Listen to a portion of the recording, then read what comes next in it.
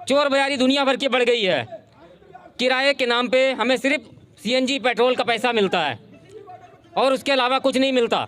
जब हम ड्राइवर एकता जिंदाबाद, ड्राइवर एकता जिंदाबाद, भारत माता की जय, भारत माता की जय। धन्यवाद। हमारे राहुल है जो युवा जोश से भरे हुए हैं और इन्होंने हमें बताया है कि जिम्मेदारी लेने को तैयार है। तो N2 जो वार्ड है हमारा पल्ला बख्तावरपुर, वहाँ से इनको उस पूरे क्षेत्र की जिम्मेदारी दी जा रही है। इनको वहाँ का संयोजक बनाया जा रहा है। तालियां। और ये बात सबको बताओ कि तो कौन कौन कहाँ से खड़ा है, कौन कौन कहाँ का सहयोग है, ये बात और बता दो। चलो भाई चलो। इनको देना सर, वीरेंद्र साहब को कुछ बोलना है हमारे ड्राइवर भाइयों के लिए। और इसके साथ साथ मैं एक और अनाउंस करूंगा कि दिल्ली में 272 वार्ड हैं, 272 एरिया हैं। जो भी सदस्य आकर अपने क्षेत्र की जिम्मेदारी लेना चाहता है तो उसका हम स्वागत करेंगे। धन्यवाद। दिल्ली जंतर मंतर पे आए हुए हैं हमारे सभी चालक भाई, आज एकत्रित हुए हैं। तो मैं सभी से निवेदन करता हूं, चालक भाइयों से, कि भाई ज़्यादा से ज़्यादा संख्या में हमें इकट्ठा होना होगा, तभी हम आगे कामयाबी का रास्ता पकड़ सकते हैं। और मैं सभी से ये कहना चाहता हूं कि भाइयों, अगर आज हम एक नहीं हुए तो हम कभी एक नहीं हो सकते हैं, क्योंकि ये ओला उबर जैसी कंपनियां हमारा शोषण कर रही हैं और सरकार तो हमारा शोषण कर ही रही है। क्योंकि हम कोई भी काम करने के लिए जाते हैं, आप गाड़ी पासिंग के लिए देख लीजिए, वहाँ हमारे से दलाली ली जाती है जब हमारी गाड़ी पास होती है। अगर हम अपने आप गाड़ी पास कराते हैं तो कोई ना कोई डिफेक्ट गाड़ी में निकाल दिया जाता है, जिससे हमें अपनी दिहाड़ी खराब करने पड़ जाती है और दूसरे दिन हमको फिर से दलाल के द्वारा गाड़ी पास करवाने पड़ती है। और अगर हम दलाल से पास करवाते हैं, हम अपनी गाड़ी में कैसे भी ले जाएंगे, हमारी गाड़ी पास हो जाती है और वहाँ हमें 1500 से 2000 तक हमें पैसे खर्च करने पड़ते हैं, तब हमारी गाड़ी पास होती है। दूसरी चीज़ मैं और कहना चाहता हूँ कि हमारे को 6 रुपये किलोमीटर ये ओला उबर कंपनियाँ रेट दे रही हैं, जबकि हमारा किराया जो गवर्नमेंट के द्वारा है वो 12.5 रुपये किलोमीटर है। और ये आज नहीं, ये पुराना है जो हमें आज तक नहीं मिल पा रहा है। तो मैं सभी से ये कहना चाहता हूँ कि भाइयों, सभी एकत्रित हो, तभी हम आगे कामयाबी के रास्ते पे चल सकते हैं और ओला उबर जैसी कंपनियों को मुंह तोड़ जवाब दे सकते हैं। देखिए, जब हम गाड़ी अटैच करते हैं तो हमारे सारे डॉक्यूमेंट कंपनी ले लेती है और गवर्नमेंट के पास भी हमारे सारे डॉक्यूमेंट हैं, लेकिन कंपनी किसी भी कस्टमर की कोई भी डॉक्यूमेंट नहीं लेती है। कस्टमर एक अननोन नंबर से कैसे भी नंबर कहीं से भी ला करके आईडी बनाती है और कैब बुक करती है।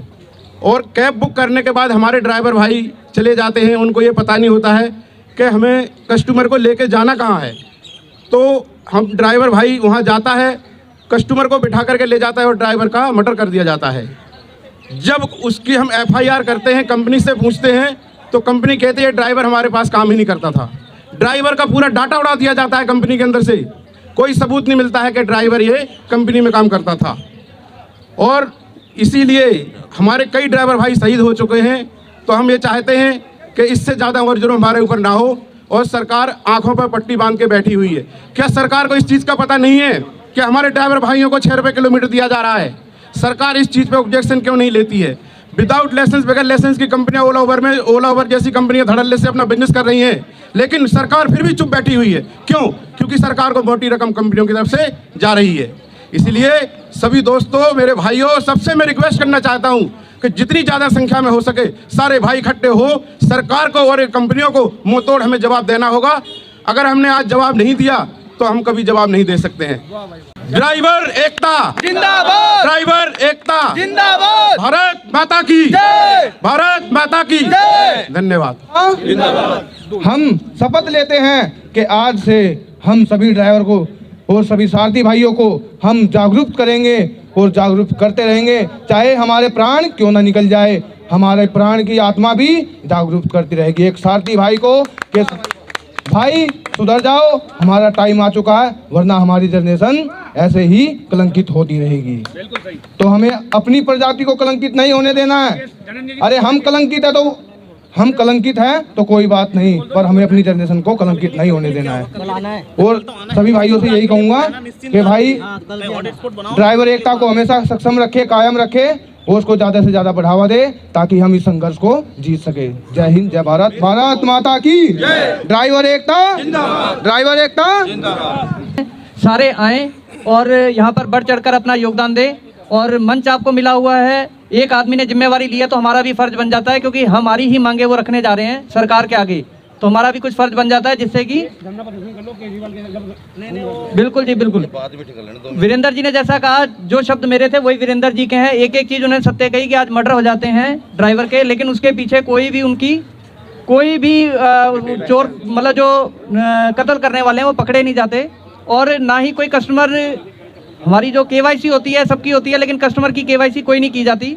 बहुत बड़ी बात है ये कि भाई कोई भी शख्स नाइजीरियन आके बैठ रहे हैं, उग्रवादी बैठ रहे हैं, हमें कोई भी पता नहीं होता हमारे पीछे बैठा हुआ हमारा कब गला दबा देगा, हमें कुछ पता नहीं होता। इसलिए हम जैसे कस्टमर अपने आप को सेफ समझता है, ऐसे हम भी अपने आप को सेफ समझने चाहिए कि भाई हमारे पीछे जो बैठा है उसकी भी आइडेंटिटी सरकार के पास है और ओला उबर के पास है।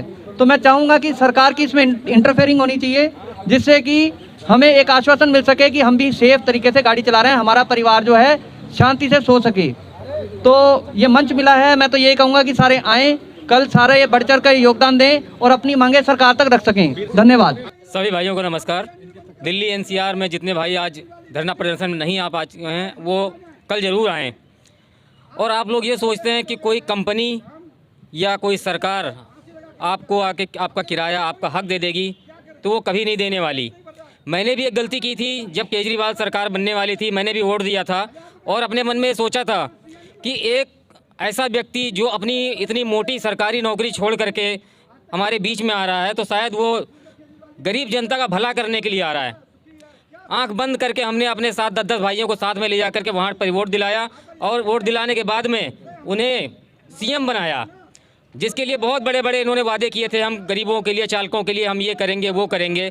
चालकों से उन्होंने पूरा फ़ायदा ज़रूर उठाया, लेकिन हमें बाद में आज समझ में ये आ रहा है कि जो सरकारी नौकरी छोड़ करके वो आए थे, वहाँ पर वो अगर रहते तो कितने का घोटाला करते, 2 करोड़, 4 करोड़, 10 करोड़ का। लेकिन उनकी सोच बहुत लंबी थी, उन्हें अरबों में घोटाला करना था और लाखों गरीब ड्राइवरों को बेचना था। वही काम इन्होंने आ करके किया है। जब से ये सत्ता में आए हैं, दिन ब दिन हमारा किराया घटता जा रहा है। इसकी सुनवाई कहीं नहीं हो रही, यहाँ तक कि अब तो मौत का सिलसिला भी जारी हो चुका है। आए दिन ड्राइवर भाई मर रहे हैं, कभी भुखमरी से, कभी आत्महत्या कर रहे हैं, कभी कत्ल किया जा रहा है। लेकिन इसकी जिम्मेदारी सिर्फ हमारी बन गई है, क्योंकि सरकार तो सुनेगी नहीं, क्योंकि वो तो वोट लेने के बाद में हमें बताया गया कि हम वो सिर्फ पैसा लूटने के लिए आए थे। वो तो सीएम भी बने हैं तो सिर्फ केजरीवाल साहब हमारे जो सीएम बने हैं वो इन कंपनियों के लिए सीएम बने हैं। सत्ता में इसीलिए आए हैं ताकि इन कंपनियों को फ़ायदा दिया जा सके। चोर बाजारी दुनिया भर की बढ़ गई है। किराए के नाम पे हमें सिर्फ सीएनजी पेट्रोल का पैसा मिलता है और उसके अलावा कुछ नहीं मिलता। जब हम इनसे मिलने जाते हैं तो मिलते भी नहीं हैं। कब तक हम लोग इनके पीछे नाचेंगे? तो इसीलिए सभी चालक भाइयों से अनुरोध है कि इनका साथ छोड़ें। आने वाले टाइम में जहां भी जो भी इनके इलेक्शन होते हैं या जो भी कोई इनका कार्यवाही होती है, काम होता है, इनको नोटा दें, इनको इस बार उतारें कुर्सी से, इनको इनकी औकात बताएं, तब पता लगेगा कि हमारी ताकत क्या है। और हमारी ताकत इनको अच्छी तरह पता है। इनको भी पता है कि हम जिसको चाहे कुर्सी पे बिठा सकते हैं, जिसको चाहे कुर्सी से उतार सकते हैं। तो इस बार इनको कुर्सी पे बैठने का काम ख़त्म कर दिया है, अब इनको उतारने की ज़रूरत है। और आप सभी चालक भाई एमसीडी से इनका बहिष्कार स्टार्ट करें। कोई पार्टी आपको पसंद नहीं आती, लेकिन एक नोटा का बटन होता है, उसे ज़रूर दबाएं। इससे आपकी ताकत का अंदाज़ा लग जाएगा इनको, और आने वाले टाइम में सुधार भी होगा। धन्यवाद।